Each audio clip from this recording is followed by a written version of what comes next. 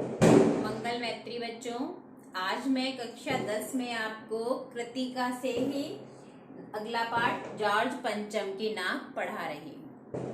थोड़ा सा इस पाठ के बारे में बताती हूँ। लेखक हैं इस पाठ के कमलेश्वर जी, और यह पाठ एक वृत्तांत के रूप में है।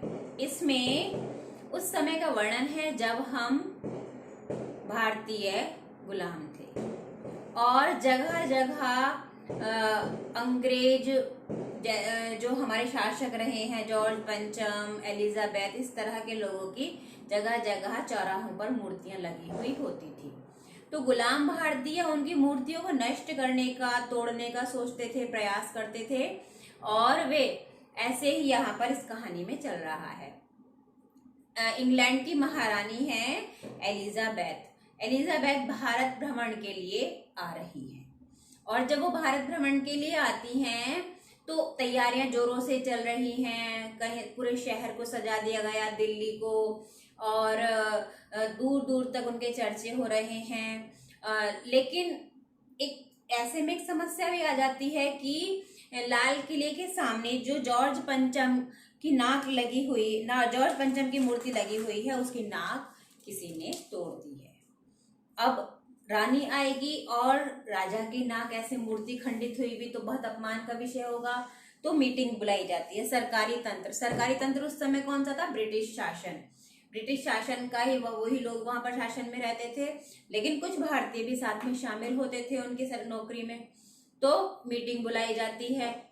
मीटिंग में बात करी जाती है कि रानी आने वाली है, तैयारियां जोरों पर चलेंगी, लेकिन ये जो जॉर्ज पंचम की मूर्ति लगी हुई है, ये महाराजा की, इसकी नाक तो गायब है, इसकी मूर्ति की नाक लगनी चाहिए। मूर्तिकार को बुलाया जाता है। मूर्तिकार से कहा जाता है कि इसकी आप नाक लगा दो।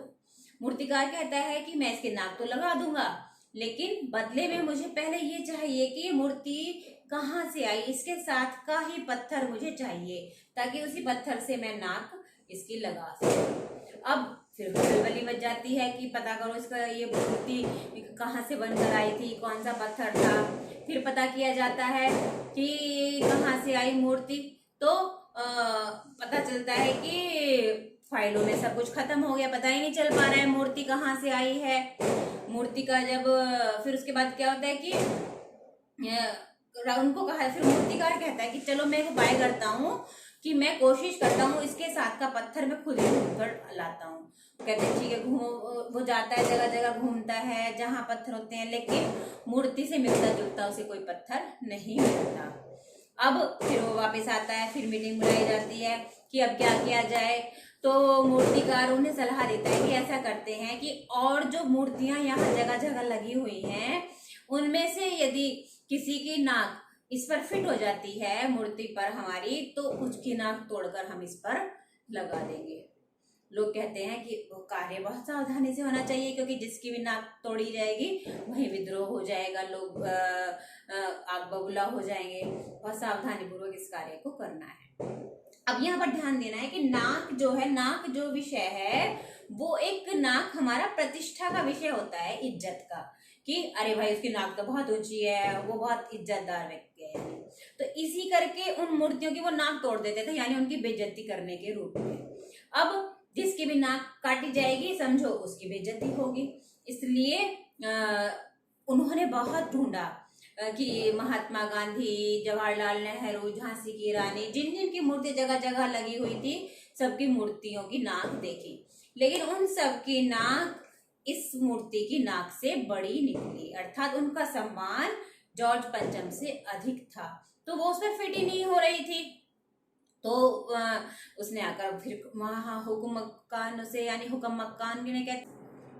मक्कान कहते हैं जो अंग्रेजी अफसर होते हैं, यानी अफसरों के साथ मीटिंग हुई कि इसके लिए हमने कोशिश कर ली है, जगह जगह नाक ढूंढ ली है, लेकिन उन सब मूर्तियों की नाक इससे बड़ी है। उन्होंने कहा अब क्या करें? अच्छा, हम बच्चों की नाकें भी ढूंढ लेते हैं। तो कहीं बाल गंगाधर तिलक, छोटे छोटे बच्चों के रूप में, मान लिया और लोगों की बच्चों की लगी हुई थी, कहीं वीर हकीकत राय की छोटे छोटे बच्चों की लाटों की मूर्तियां भी देखी गई कि शायद उनकी नाक छोटी होती है, वो इस पर फिट आ जाए। लेकिन देखा क्या गया, उनकी नाक भी जॉर्ज पंचम से बड़ी निकली, यानी उन सबका सम्मान भी जॉर्ज पंचम से अधिक था हम भारतीयों की दृष्टि में।